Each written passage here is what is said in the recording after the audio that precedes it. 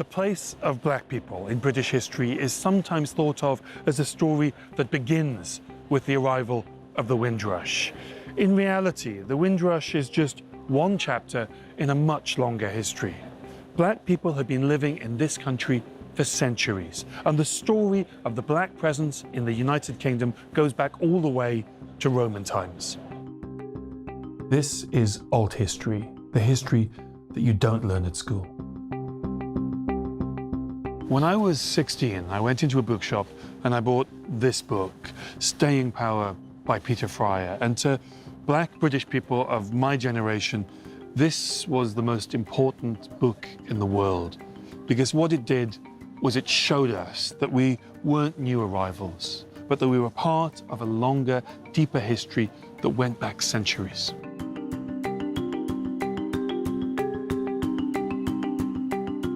Because we're not telling key moments in British history, whole aspects of the story of Britain are simply being left out of the picture.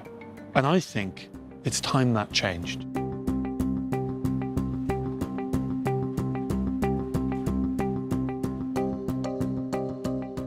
That phrase, black British, that we're really used to today, I never heard that when I was growing up. To be black and to be British, well, they were two separate things. You couldn't really be both. To be black was not really to be British. And it was the history, it was books like Staying Power by Peter Fryer that showed me that there'd always been black British people.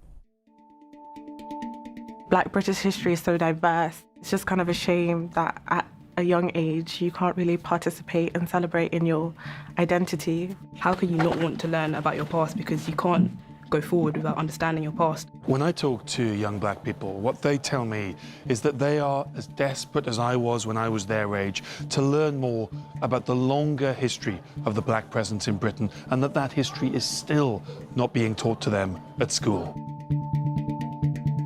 When it came to learning about black history, it was mainly pumped within a month of something that should have been a year consistently. And it was kind of ranging from Mary Seacole to Nelson Mandela, Martin Luther King. What a lot of people are taught at school are the biographies of individual black people. And there's lots of good stuff that comes out of that. It's really great that kids now learn about Mary Seacole and they learn about Walter Tull. That's great, and I haven't got a problem with it. But if you only do that, what you find is you just create these isolated black characters, and what you don't learn about are the forces that led Britain to interact with Africa, interact with Africans. You don't learn about just how important the sugar slavery economy was in the 17th and 18th and early 19th centuries. We don't learn that Britain's relationship with the United States, economic relationship after the American War of Independence and right up to the Civil War, is founded on cotton, and that cotton is produced by African Americans, enslaved African Americans. We're kind of told in a way that these things didn't happen in the UK, and we're told that certain things like this happened within America, and you know, it wasn't on our soil, and we treated black people great and well, and we provided all these things for them, when in the reality there was no difference. It's great that we learn today about the biographies of individual black figures from the past, and those stories were important to me when I was growing up.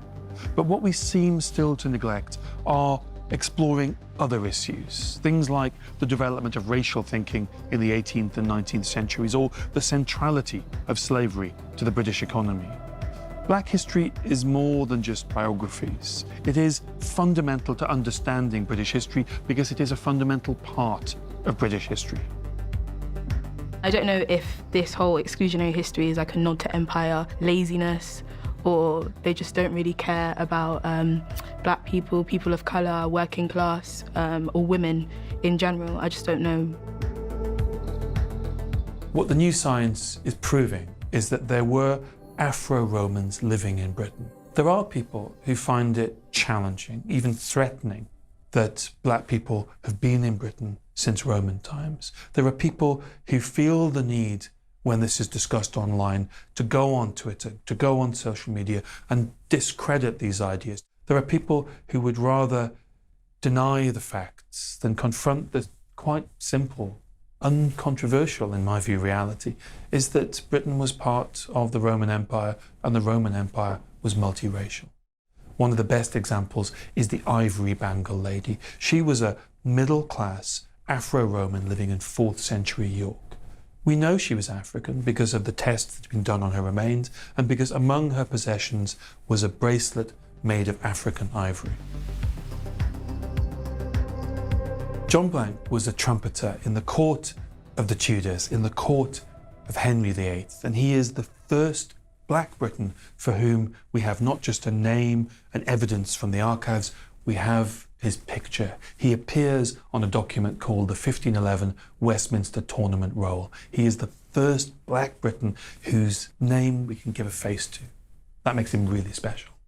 Among the documents that tell us something of the life of John Blank is a petition that he had written demanding a pay rise. Now, he's sending this petition to his boss, to Henry VIII. What that tells us is that this is somebody who values themselves. This is somebody who understands that their skills are worth something, and he's willing to stick his neck out and demand a pay rise from Henry VIII, and he gets his pay rise. When I was at school, I was taught about the Act of Abolition, that Britain freed the slaves. What I wasn't told was that Britain also compensated the slave owners to the tune of £20 million. Now that's around £17 billion today. Slavery wasn't just abolished, the slave owners were compensated for their loss of property, human property. There was another part of the Act of Abolition that I didn't learn at school. What I wasn't taught was that the former slaves weren't freed immediately. They were made to work 45 hours a week for the next 4 to 6 years for their former owner in a system that was called Apprenticeship. There is a specific moment in British history that I'm thinking about this year. We've marked lots of centenary anniversaries from 1914 to 1918, but there is another set of stories about another year. A year in which black soldiers returned from fighting but were not included in the victory parades. A year of race riots, a year in which a black man was lynched on the streets of a British city. All of that happened in the forgotten year of 1919.